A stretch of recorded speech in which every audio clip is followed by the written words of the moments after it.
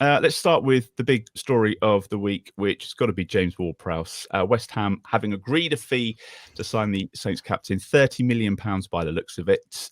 Glen, West Ham have been trying to sign Prowse for most of the summer. We've rejected a few offers. It felt inevitable since we were relegated that he would leave, and it appears now that that's finally going to happen. Yeah, sad but inevitable consequence of the shower of everything that we were last season.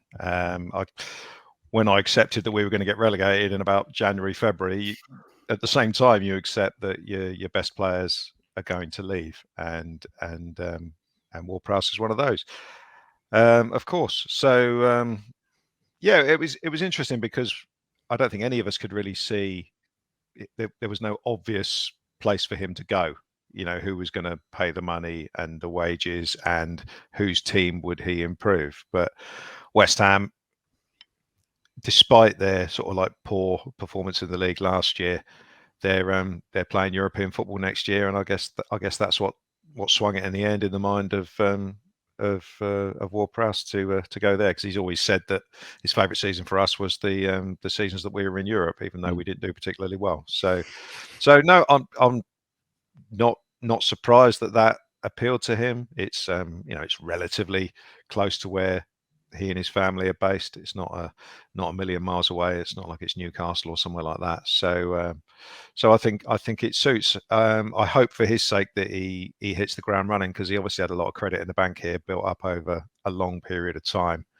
And if he had 5 bad games for us, then everyone would just say, well, okay, he'll get back on it soon. If he starts relatively badly for West Ham, especially as they see him as a replacement for, their fans seem to see him as a replacement for Declan Rice, which he clearly isn't. He's got a whole new fan base to win over, basically. So that's going to be a difficult thing for him. But good luck to him. I hold absolutely no ill will whatsoever for him leaving. He's given us 20 years from when he was a kid. He's been captain for the last 3 years. He's been in the team for roughly the last 10. So it doesn't annoy me anywhere. It doesn't annoy me at all. But it's not like, other academy graduates like Bale and Walcott, Callum Chambers, Oxlade-Chamberlain, people like that who left after half a season sort of thing. Guy's done his time. He's given us a load of good service, and yeah, fair play to him. And that's kind of it, really. I just feel like, it's a case of, as you said, sort of like the king is dead. What we got, long live the king. What are we going to do now? What we've got to replace him.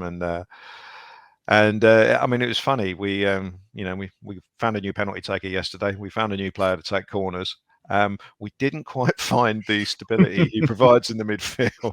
Yeah, that was the biggest gap. So that was where he was missed yesterday. But I'm sure we'll get that right. But yeah, fair play to him. 30 million feels like a kind of fairish valuation. I think we hoped for more, but I did always suspect that we would drop the fee a little bit because of the wages that he was on, and that's probably, we don't need to drop the fee for Romeo Lavia because we assume that he's not on massive wages. But with Prowse, he obviously is our highest earner, and rumor has it that there was no drop because of the relegation. So from purely a balancing the books type of thing, I'm not surprised he's moved on.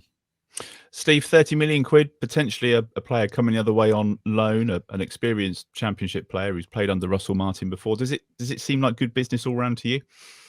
I think it makes a lot of sense. I mean, whether it's good business, I don't know. I think we'll probably find out at the end of the season. If we've end up still getting promoted, having sold our captain, then yeah, it'll have been brilliant business, and I think that sort of transition period will have been managed effectively. I mean, at this point, we just don't know. I mean, we saw yesterday the sort of giant holes in the midfield, but I'm not necessarily sure that was down to the sort of the fact that Ward-Prowse wasn't there. I think that was more system based. I think we didn't quite have the right players in the right positions in that midfield yesterday, which was noticeable when Shay Charles came on. Suddenly drops into that deep lying role in midfield, and all of a sudden we look a million times better. and he's just got that composure, very much like how Lavia did when he first broke into the team last season. You could tell that he had something about him, and he just had the awareness of what was going on around him. But yeah, I think in terms of Ward-Prowse going, 30 million is, I think it's par-ish. Ultimately, he's what, 29? So yeah, West Ham are going to have next to no resale value. I mean, I know West Ham are terrible at doing that anyway, but even by their sort of modern standards of trying to be sensible in the transfer market, I don't think there's a huge amount of sort of long-term upside for them. But if he comes into that team and he's able to hit the ground running, along with because I've got that Alcaraz fella from Ajax, Alvarez, sorry, who's going to be the holding midfielder. So I mean, at least they're not expecting Prowse to pick up that role, because then you'd have serious problems, I think. But with those two, I mean, yeah, they probably cover all of Declan Rice's kind of attributes, but that's two players swapping for one. You're gonna lose something somewhere. So I'm intrigued to see how David Moyes fits all that in. It's going to be an interesting month there, I think. Yeah.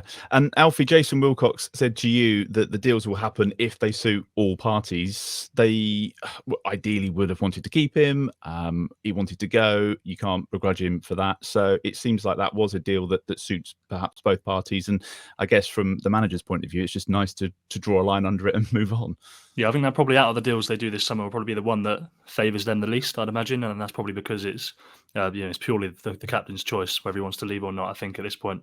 Although they wouldn't accept 20 million as the first bid from West Ham, they wouldn't accept that. I think they probably knew that if Ward-Prowse did want to leave, which given by Russell Martin told us that he wants to get back in the England squad and break the Premier League free kick record effectively, then it probably was his choice. So it's about as good as it could be. And yeah, I think Russell was really honest about it. I don't know if the club wanted him to talk about it. I was surprised at how honest he was about it in that press conference on. That's Russell Martin, isn't it? Yeah. He's been like that the whole time, to be fair, and it's not just us saying it because he's nice to us. He tells you every answer, any question you ask, and I'm sure that there'll be some things that he hides, but he is a really honest person. I don't know if the club wanted him to talk about it, but straight away he said, yeah, he's going to be really hard to replace. Jack Stevens is going to be the new captain, confirmed that officially. So yeah, it's about drawing the line, and now hopefully they can get some people in. And Flynn Downs is the first one of those. Hopefully that'll be completed tomorrow or the day after. It's not done yet by any means, but do you think someone could hijack that? Because that was one of the rumours this week that someone might come in. I don't know. I don't know how West Ham do their business, but I'd like to think that if they're taking Southampton's captain for a decent price for both clubs, I'd like to think that they would try and encourage Flynn to make that move back to. And I think Flynn would probably want to play under Russell Martin. I don't know him. I never spoke to him, but I think that the familiarity will help him succeed in Championship again. Really fine, upstanding, honest owners at West Ham. No worries.